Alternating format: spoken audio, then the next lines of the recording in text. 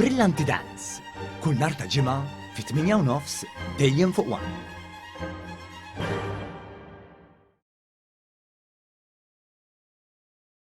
Fl-aħħar 5 snin saru 197 adozzjoni minn familji Maltin u Għawċin.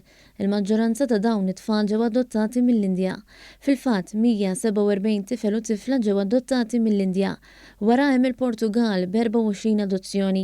Fl-aħħar 5 snin saru wkoll 9 adozzjonijiet ta' tfal Maltin f'Malta stess.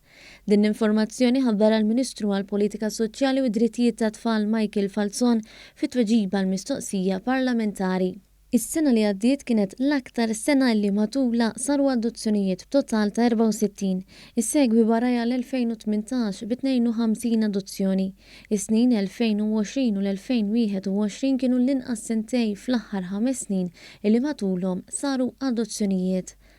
Waqt l-istess seduta parlamentari, il-Ministru Michael Falzon wieġeb ukoll li mill-2018 sa 13 ta' frar ta' din is-sena ġew fostert b'kollox 266 tfal u żgħażagħ.